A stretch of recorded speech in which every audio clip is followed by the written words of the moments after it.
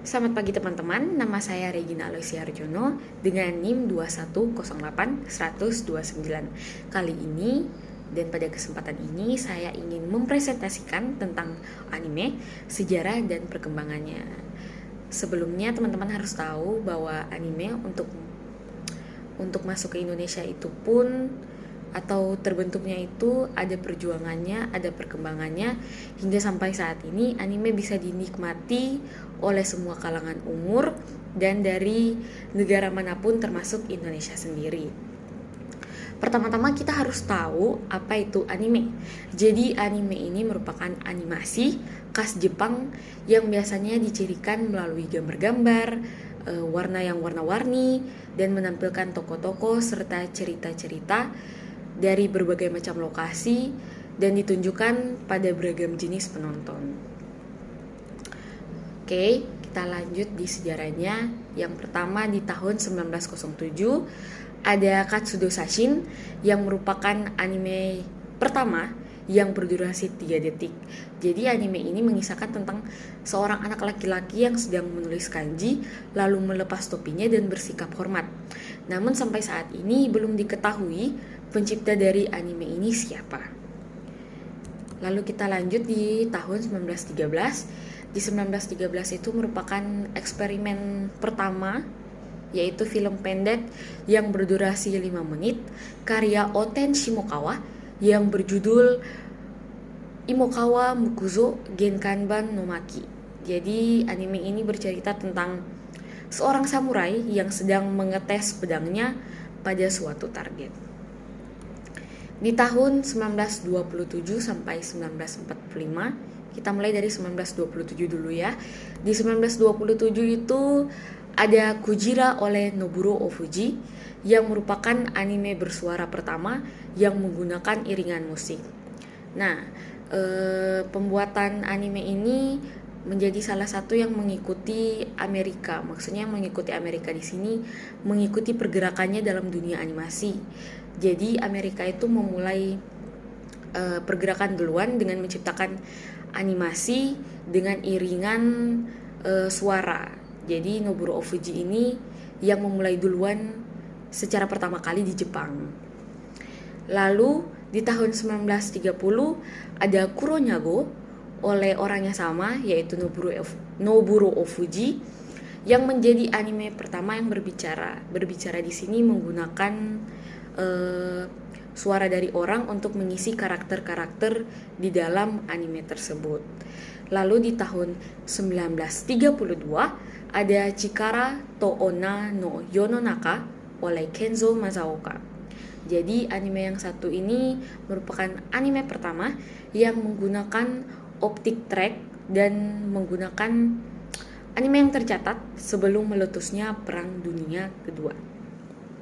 Oke, di 1943 sampai 1945 ada Momotaro series yang merupakan series yang dibuat oleh Masaoka dan muridnya Kausei. Dan anime ini punya 5 episode pada series pertama. Lalu di series kedua pada tahun 1945 punya 9 episode. Lalu kita lanjut di tahun 1960-an. Pertama di 1960 ada Mitsuno Hanashi, merupakan anime pertama yang ditayangkan di saluran televisi Jepang. Jadi Jepang mulai melebarkan perilisan anime dengan menayangkannya di stasiun-stasiun TV.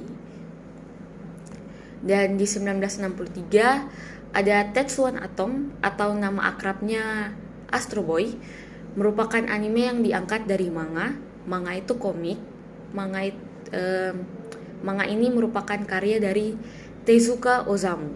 Jadi serial Astro Boy ini ditayangkan secara reguler. Maksudnya reguler ini secara terjadwal. Dan menjadi salah satu anime yang terkenal baik di Jepang dan di luar Jepang, yaitu Amerika. Bahkan Tetsuwan Atom ini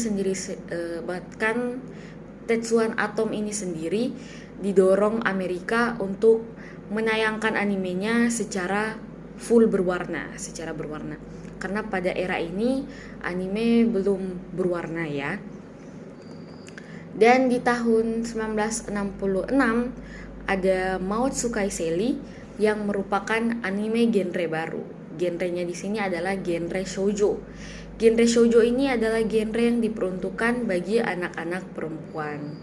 Nah, anime ini ditayangkan oleh stasiun TV Toei dan merupakan serial yang awal episodenya itu merupakan hitam putih, lalu akhirnya diubah dari dari episode 18 ke atas merupakan anime yang sudah full berwarna.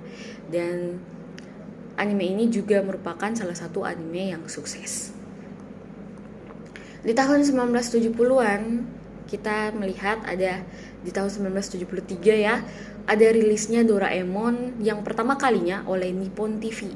Jadi Doraemon ini merupakan serial pada eranya merupakan serial yang putus nyambung. Putus nyambung yang dimaksudkan di sini adalah setelah dirilis ditarik kembali. Hal ini dikarenakan karena Doraemon terus mengimprove animasinya, karakternya, hingga sampai saat ini kita bisa menikmati Doraemon. Dan bahkan kalau teman-teman sendiri tahu, Doraemon punya banyak movie, dan di tahun 2000-an ini 2010-an ini ada Doraemon yang menggunakan 3D sebagai salah satu bentuk animasinya. Di tahun 1974 ada Uchu Senkan Yamato atau Space Battleship Yamato. Jadi di tahun ini juga Jepang penggemar anime itu menyukai genre-genre anime yang mecha. Mecha itu sesuatu genre anime yang berkisah tentang robot-robot, tentang pesawat tempur dan lain-lainnya. Jadi Uchu Senkan Yamato ini dirilis oleh grup TAC, yaitu studio yang didirikan oleh salah satu mantan staf dari Mushi Pro. Dan di tahun 1979 ada Mobile Suit Gundam yang dirilis oleh Sunrise. Sunrise sendiri ini adalah studio yang didirikan oleh salah satu mantan staf Mushi Pro. Jadi pada awalnya Mobile Suit Gundam ini tidak terkenal, tapi kemudian merchandise-nya itu dibeli oleh salah satu perusahaan game ternama, yaitu Bandacom, yang membuat akhirnya Mobile Suit Gundam ini naik dan populer secara drastis. Oke, di tahun 1980-an ya, pertama di 1983 ada Hadashi no Gen oleh Keiji Nakazawa. Jadi Jepang memulai melebarkan genre lagi. Kita bisa lihat dari anime Hadashi no Gen ini ya. Hadashi no Gen ini merupakan anime yang bergenre secara sejarah atau historis dan bercerita tentang bagaimana situasi korban dari pengoboman Hiroshima. Dan di tahun 1984 ada rilisan pertama dari Studio Ghibli, yaitu Kaze no Tani no Nausicaa, yang merupakan anime bergenre fantasi dan mengangkat tema-tema alam. Makanya anime ini selain sukses juga didukung oleh organisasi WWF. Di tahun 1988 ada Akira oleh Katsuhiro Otomo.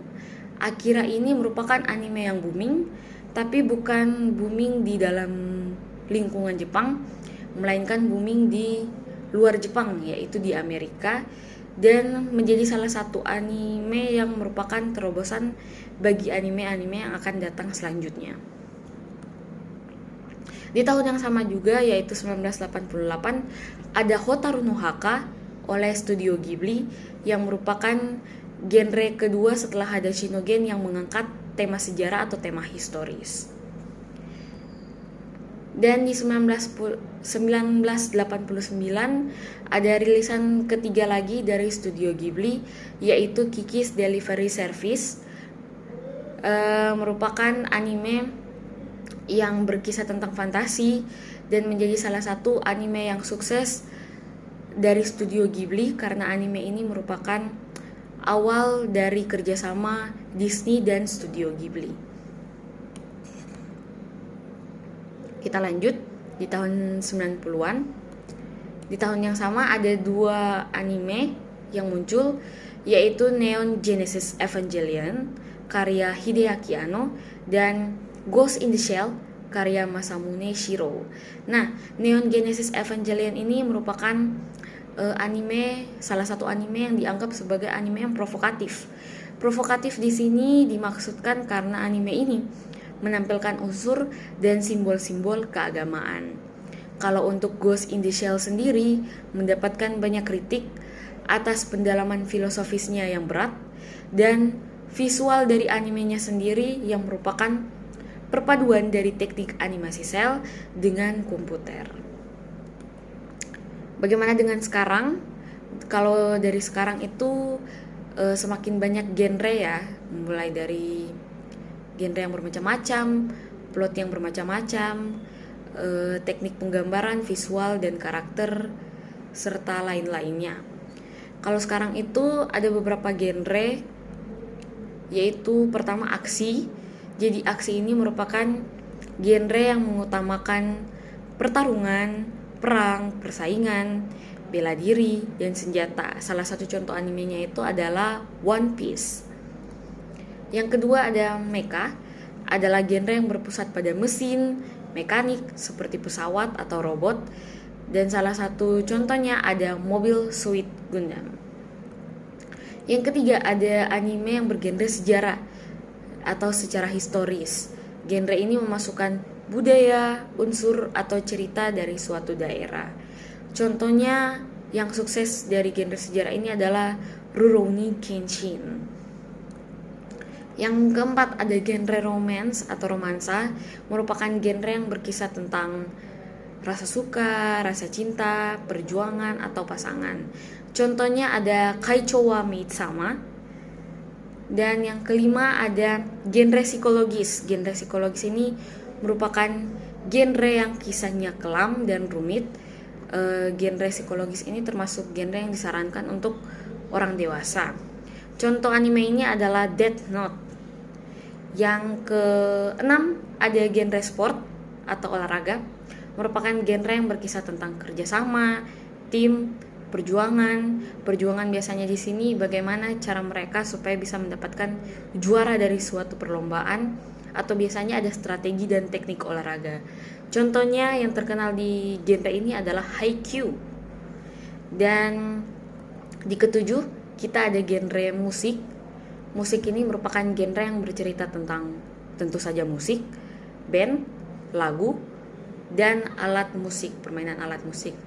Contoh dari anime musik ini ada K-On! Dan yang di 8 ada genre isekai. Genre ini merupakan genre di mana karakter utama atau main karakter masuk ke dunia yang bukan dunianya. Misalnya tiba-tiba terbangun di negara lain. Contoh dari anime isekai adalah Re:Zero. Oke, bagaimana dengan Indonesia sendiri? Di Indonesia sendiri sudah banyak ya fansnya. Kalau yang pertama kali kemunculan awal serial anime itu ada di TV Indonesia itu seperti Indosiar dan RCTI. Kalau teman-teman belum tahu, di Indosiar dulu-dulunya sempat menayangkan Hamtaro, Detektif Conan, sama Sailor Moon. Kalau di RCTI itu ada Doraemon. Jadi RCTI lalu itu sempat menayangkan Doraemon. Begitu pula hingga terbentuknya Space Tune pada tahun 2005 jadi Space Tune ini merupakan kanal TV yang berisi anime khusus anak-anak. Jadi Space Tune ini punya anime yang dikhususkan memang untuk anak-anak dan menghibur anak-anak. Lalu bertambahnya tahun, seiring berjalannya tahun, ada sosial media merupakan sebagai platform yang memudahkan akses bagi para fans untuk menonton anime melalui YouTube tanpa perlu untuk membeli DVD lagi. Jadi melalui YouTube teman-teman bisa mengakses langsung serial-serial anime yang ingin ditonton. Lalu seiring berjalannya tahun, dibuat lagi event khusus bagi pecinta anime. Di Jogja juga sekarang udah banyak ya event-event bagi teman-teman yang suka anime untuk datang dan melihat-lihat di sana, hingga akhirnya ada tren cosplay yang merupakan tren di mana seseorang menggunakan kostum dan bergaya seperti karakter anime yang dipilihnya.